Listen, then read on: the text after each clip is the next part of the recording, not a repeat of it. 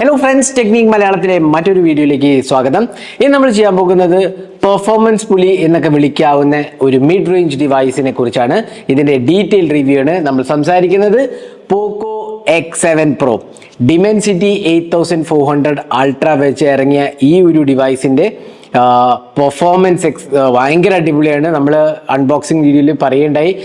ഇതൊരു ഡെഫിനറ്റ്ലി ഒരു പെർഫോമൻസ് പുലി എന്നൊക്കെ വേണമെങ്കിൽ വിളിക്കാവുന്ന ഒരു ഡിവൈസാണ്. കാരണം അത്രയും പവർഫുൾ ഹാർഡ്വെയർ ആണ്.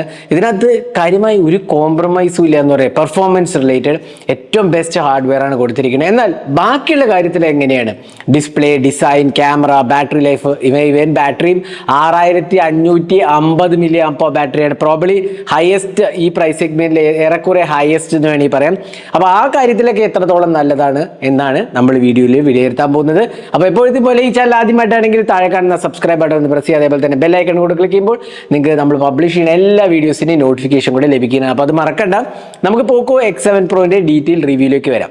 അപ്പോൾ പോക്കോന്റെ X സീരീസും F സീരീസും പെർഫോമൻസ് ഓറിയന്റഡ് ഡിവൈസാണ്. നമുക്കറിയാമല്ലോ, എല്ലാ കൊല്ലം പോക്കോ X6 Pro ഇറങ്ങിയപ്പോഴും അതേപോലെ പോക്കോ X7 Pro ഇറങ്ങിയപ്പോഴും F6ഉം F5 ഒക്കെ തന്നെ പെർഫോമൻസ് ഓറിയന്റഡ് ഡിവൈസസ് ആയിരുന്നു. അപ്പോൾ ഇത്തവണയും പോക്കോ X7 Pro ഒരു ഡിഫറൻസും ഇല്ല എന്നുള്ളതാണ്. വളരെയധികം പെർഫോമൻസ് ഓറിയന്റഡ് ഡിവൈസാണ്. അപ്പോൾ ആദ്യം തന്നെ നമുക്ക് ഡിസൈൻ ലാംഗ്വേജ് നോക്കാം.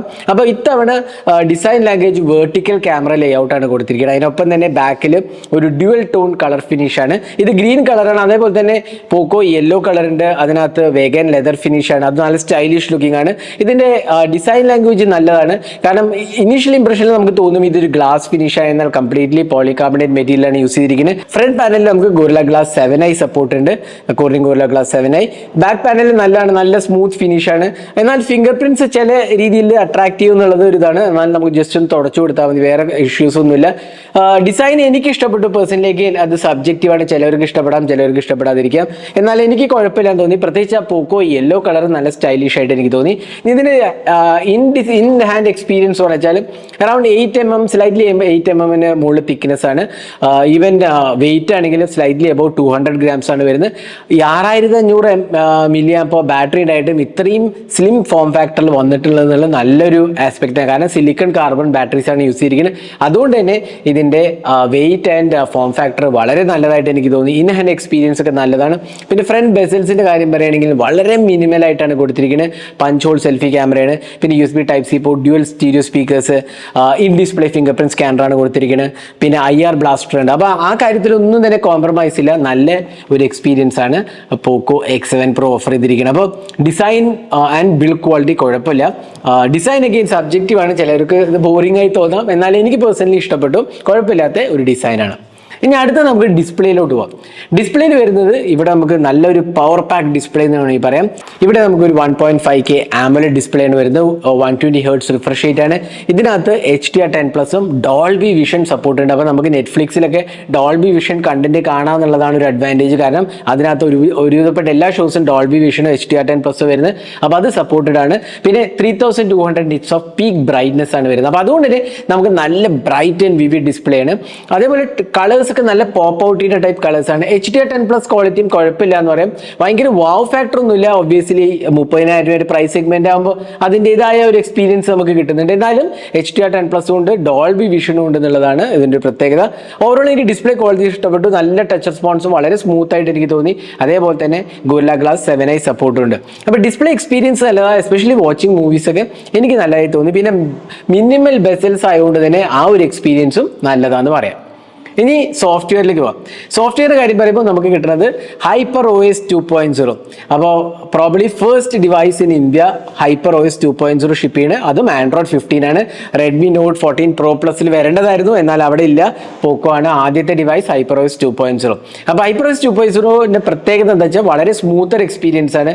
ഇതിൽ അണ്ടർ ദ ഹൂഡ് ചേഞ്ചസ് ഒരുപാടുണ്ട്. കാരണം smoother animation, smoother faster response, അങ്ങനെ പെർഫോമൻസ് ഇംപ്രൂവ്മെന്റ് ഒരുപാടുണ്ട്. എന്നാൽ ഏറെ ഏറെക്കുറെ UI എക്സ്പീരിയൻസ് സിമിലർ ആണ്, വലിയ ചേഞ്ചസ് ഒന്നും കാണാനില്ല. പിന്നെ നല്ല സ്മൂത്ത് എക്സ്പീരിയൻസ് ആണ്, ഇഷ്യൂസ് ഒന്നും തന്നെ ഇല്ല, ലാഗ് അങ്ങനത്തെ ഇഷ്യൂസ് ഒന്നും തന്നെ ഇല്ല. നല്ല ഒരു സോഫ്റ്റ്വെയർ എക്സ്പീരിയൻസ് ആണ്.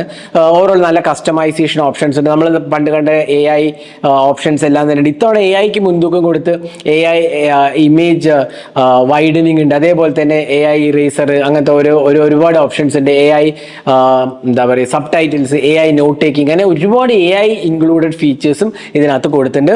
അപ്പോൾ ആ കാര്യത്തിലൊക്കെ തന്നെ കോംപ്രമൈസ് ഒന്നുമില്ല. പിന്നെ സോഫ്റ്റ്വെയർ എക്സ്പീരിയൻസും നല്ലതാണ്. പൊതുവെ നമുക്ക് എന്താ പറയുക നല്ല കസ്റ്റമൈസേഷൻ ഓപ്ഷൻസും വരുന്നുണ്ട്, വളരെ സ്മൂത്ത് UI എക്സ്പീരിയൻസുമാണ് വരുന്നത്. പക്ഷെ ഇതെല്ലാം പറയുമ്പോൾ വേറെ ഒരു പ്രോബ്ലം ഉണ്ട്, ബ്ലോട്ട്വെയർസ്. ഈ ഫോണിൽ ഇഷ്ടം പോലെ ബ്ലോട്ട്വെയർസ് സ്റ്റഫ് ചെയ്തിട്ടുണ്ട് എന്നുള്ളതാണ് ഒരു പ്രോബ്ലം. എന്നാൽ നല്ല ഒരു വാർത്ത എന്താ വെച്ചാൽ ഈ ബ്ലോട്ട്വെയർസ് എല്ലാം നമുക്ക് അൺഇൻസ്റ്റാൾ ചെയ്ത് കളയാം. അപ്പോൾ ഫോൺ വാങ്ങിക്കഴിഞ്ഞാൽ ആദ്യം തന്നെ നിങ്ങൾ ചെയ്യേണ്ടത് ഈ ബ്ലോട്ട്വെയർസ് ഒക്കെ ഒന്ന് ഡിലീറ്റ് ചെയ്ത് കളഞ്ഞാൽ, ഒന്ന് UI ക്ലീനപ്പ് ചെയ്താൽ നല്ല UI ആണ്. അപ്പോൾ ബ്ലോട്ട്വെയർസ് ഒബ്വിയസ്ലി ഇപ്പോൾ ഈ പ്രൈസ് സെഗ്മെന്റിൽ വരുമ്പോൾ ചില കാര്യങ്ങൾ നമുക്ക് അവോയ്ഡ് ചെയ്യാൻ പറ്റാത്തതുണ്ട്. അതൊന്നാണ് ബ്ലോട്ട്വെയർസ്. ഒട്ടുമിക്ക ബ്രാൻഡ്സും, ഇൻഫാക്ട് എല്ലാ ബ്രാൻഡ്സിലും ഉണ്ട് ബ്ലോട്ട്വെയർസ്. ഇപ്പോൾ ബ്ലോട്ട്വെയർസ് ഇല്ലാത്ത പ്രോബ്ലം മോട്ടോ ഉണ്ടെന്ന് പറയാം ഈ പ്രൈസ് സെഗ്മെന്റ്, അല്ലാതെ എല്ലാ ഫോൺസിലും ബ്ലോട്ട്വെയർസ് ഉണ്ട്. അപ്പോൾ അത് നമുക്ക് പെട്ടെന്ന് തന്നെ അൺഇൻസ്റ്റാൾ ചെയ്ത് കളയാന്നുള്ള ഒരു നല്ല കാര്യമുണ്ട്. അപ്പോൾ അതാണ് UI ഒരു ദോഷം എന്ന് പറയാവുന്നത്. പിന്നെ 3+4 years ഓഫ് ആൻഡ്രോയിഡ് അപ്ഡേറ്റ്സും അതും കുഴപ്പമില്ല. അപ്പോൾ ആൻഡ്രോയിഡ് 15 ആണ് ബൈ ഡിഫോൾട്ട് വരുന്നത്. അപ്പോൾ 3 years ഓഫ് ആൻഡ്രോയിഡ് അപ്ഡേറ്റ്സ് 16, 17, 18 നമുക്ക് കിട്ടുന്നതാണ്. അപ്പോൾ അതാണ് സോഫ്റ്റ്വെയർ എക്സ്പീരിയൻസ്. ഇനി നമുക്ക് പെർഫോമൻസിലേക്ക് പോകാം. ഇതാണ് ഇതിന്റെ ഏറ്റവും strong point. Dimensity 8400 ultra, LPDDR5X RAM, UFS 4.0 സപ്പോർട്ടും ഉണ്ട്. അപ്പോൾ അതിലൊന്നും ഒരു കോംപ്രമൈസും ഒന്നും ഇല്ല എന്ന് പറയാം. പിന്നെ നമുക്ക് റോ ബെഞ്ച് മാർക്ക് സ്കോർസ് എടുത്തു കഴിഞ്ഞാൽ 15 ലക്ഷമാണ് ആന്റിറ്റ്യൂഡ് സ്കോർ. ഇൻഫാക്ട് ഇത് 17 lakh വരെ ഡിമെൻസിറ്റി 8400 അൾട്ര പോകുന്നുള്ളതാണ്. അതിനൊപ്പം തന്നെ UFS 4.0 സ്റ്റോറേജ് സപ്പോർട്ടും ഉണ്ട്. അതും ഒരു കിടിലം എക്സ്പീരിയൻസ് ആണ്. അപ്പോൾ റോ ബെഞ്ച് മാർക്കിലൊക്കെ കിടിലം പെർഫോമൻസ് ആണ്. പിന്നെ ഡേ ടു ഡേ എക്സ്പീരിയൻസിൽ വളരെ സ്മൂത്ത് ആയിട്ട് എനിക്ക് തോന്നി, ലാഗ് ഫ്രീ എക്സ്പീരിയൻസ് ആണ്. തേർമൽസും വളരെ നല്ല രീതിയിൽ മാനേജ്ഡ് ആണ്, ഓവർ ഹീറ്റിംഗ് ഇഷ്യൂസ് ഒന്നുമില്ല. ഗെയിം കളിക്കുമ്പോഴും നല്ല രീതിയിൽ വന്നിട്ടുണ്ട്. ഇൻഫാക്ട് ഗെയിം കളിക്കുമ്പോഴൊന്നും അത്രയ്ക്കധികം ടെമ്പറേച്ചർ റൈസിങ് ചെയ്തിട്ട് ഇഷ്യൂസ് ഒന്നും ക്രിയേറ്റ് ചെയ്യുന്നില്ല. അപ്പോൾ തെർമൽസ് നല്ല രീതിയിൽ മാനേജ് ചെയ്യുന്നുണ്ട്. അതിനൊപ്പം തന്നെ നല്ലൊരു പെർഫോമൻസ് ഡിവൈസ് ആണെന്നുള്ളതിൽ ഒരു സംശയമില്ല. അപ്പോൾ ഗെയിമിങ്ങും പെർഫോമൻസും ആണ് ഇമ്പോർട്ടൻസ് എങ്കിൽ കണ്ണും പൂട്ടിയെടുക്കാവുന്ന ഒരു ഡിവൈസാണ് പോക്കോ X7 Pro. ഇനി ബാക്കിയുള്ള കാര്യങ്ങൾ പറയാച്ചാൽ ഇതിനകത്ത് dual stereo speakers, Dolby Atmos supported, അത്യാവശ്യം കുഴപ്പമില്ലാത്ത സ്പീക്കർ ഔട്ട്പുട്ട് ആണ് വരുന്നത് മൂവീസ് ഒക്കെ കാണുമ്പോൾ. പിന്നെ in display finger print scanner ഉണ്ട്, കുഴപ്പമില്ലാത്തൊരു എക്സ്പീരിയൻസ് ആണെങ്കിൽ. എല്ലാ 5G ബാൻഡ്സും സപ്പോർട്ടഡ് ആണ്. ഞാൻ എയർടെലും ജിയോ ടെസ്റ്റ് ചെയ്ത്, ഇൻഫാക്ട് ഇപ്പോൾ ഇതിനകത്ത് എൻ്റെ എയർടെൽ സിം കാർഡാണ് യൂസ് ചെയ്യുന്നത്. 5G ഒക്കെ നല്ല രീതിയിൽ വരുന്നുണ്ട്, അത്യാവശ്യം നല്ല സ്പീഡും നമുക്ക് കിട്ടുന്നുണ്ട്. കോൾ ക്വാളിറ്റിയും ഡെഫിനറ്റ്ലി നല്ലതാണ്. ഇനി നമുക്ക് ഇതിന്റെ ക്യാമറാസിലോട്ട് വരാം. അപ്പോൾ ക്യാമറയുടെ കാര്യം പറയുമ്പോൾ ഇതിനകത്ത് ഒരു ഡ്യുവൽ ക്യാമറ സെറ്റപ്പാണ്. സോണി ലൈറ്റ് 600 സെൻസറാണ്, 50 MP f1.59 അപ്പേച്ചറാണ്, ഒപ്റ്റിക്കലി ഇമേജ് സ്റ്റെബിലൈസേഷൻ, ഒരു 8 MP അൾട്രാ വൈഡും ഒരു അപ്ഗ്രേഡ് 20 MP സെൽഫി ക്യാമറയാണ് ഇതിനകത്ത് കൊടുത്തിട്ടുള്ളത്.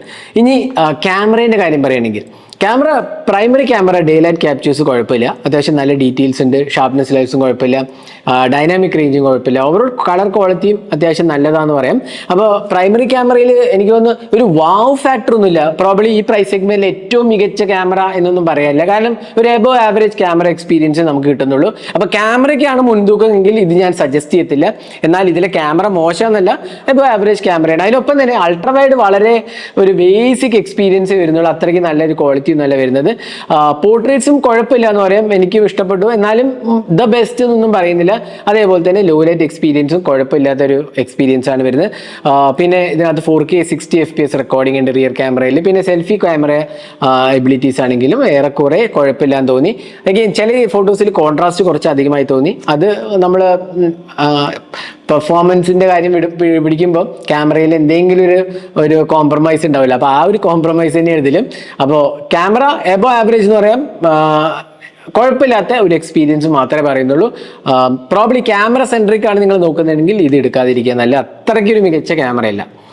ഇനി ബാറ്ററി ലൈഫ്, ഇതിനകത്ത് 6550 mAh ബാറ്ററിയാണ്. അതിനൊപ്പം തന്നെ 90 watt ചാർജിങ് ആണ് വരുന്നത്. ഏതാണ്ട് 1 മണിക്കൂർ എടുക്കും ചാർജ് ചെയ്തെടുക്കാൻ.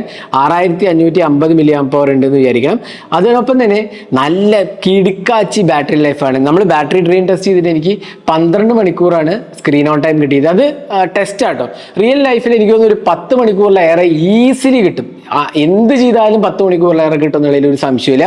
അപ്പോൾ ഒരു ആവറേജ് യൂസർക്കാണെങ്കിൽ 10 to 11 മണിക്കൂറൊക്കെ കിട്ടുമെന്നാണ് എനിക്ക് തോന്നുന്നത്. ഒരു നോർമൽ യൂസേജിൽ, അതായത് നമ്മൾ മിക്സഡ് യൂസേജ് ഇൻസ്റ്റാഗ്രാമും യൂട്യൂബും സോഷ്യൽ മീഡിയയും വാട്സാപ്പും അങ്ങനത്തെ യൂസ് ചെയ്യുന്ന ഒരാളാണെങ്കിൽ ഡെഫിനറ്റ്ലി ഒരു 10 മണിക്കൂറിലേറെ ഈസിലി കിട്ടും സ്ക്രീൻ ഓൺ ടൈം. അപ്പോൾ അതിൽ ഒരു സംശയമില്ല, നല്ലൊരു ബാറ്ററി ഒപ്റ്റിമൈസേഷനുമാണ് കൊടുത്തിരിക്കുന്നത്. അപ്പോൾ ഇതായിരുന്നു പോക്കോ X7 Proന്റെ ഡീറ്റെയിൽ റിവ്യൂ. അപ്പോൾ നമുക്ക് ഇതിന്റെ ഗുണങ്ങളും ദോഷങ്ങളും ഒന്ന് സമപ്പ് ചെയ്യാം. നല്ല ആസ്പെക്ട്സ് എനിക്ക് ഇഷ്ടപ്പെട്ടത്, കുഴപ്പമില്ലാത്തൊരു ഡിസൈന്, നല്ല ഡിസ്പ്ലേ ക്വാളിറ്റി, ഡോൾബി വിഷൻ ഉണ്ട്, നല്ല സ്മൂത്ത് സോഫ്റ്റ്വെയർ എക്സ്പീരിയൻസ് ആണ് ഹൈപ്രോസ് പ്രൊവൈഡ് ചെയ്തിരിക്കുന്നത്.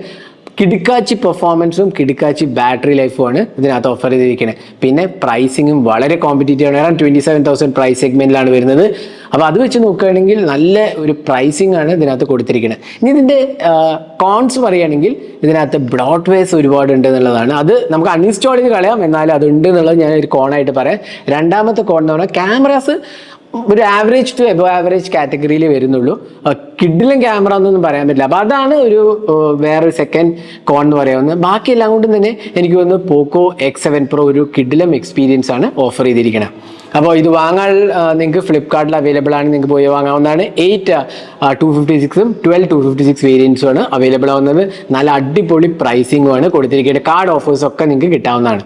അപ്പോൾ ഇതായിരുന്നു പോക്കോ X7 Proന്റെ ഡീറ്റെയിൽ റിവ്യൂ. ഈ വീഡിയോ നിങ്ങൾക്ക് ഇഷ്ടപ്പെടുന്നവരിക്കണം. കൂടുതൽ വീഡിയോസിനായി ചാനൽ സബ്സ്ക്രൈബ് ചെയ്യാൻ മറക്കരുത്. Thanks for watching. Hope to see you next video.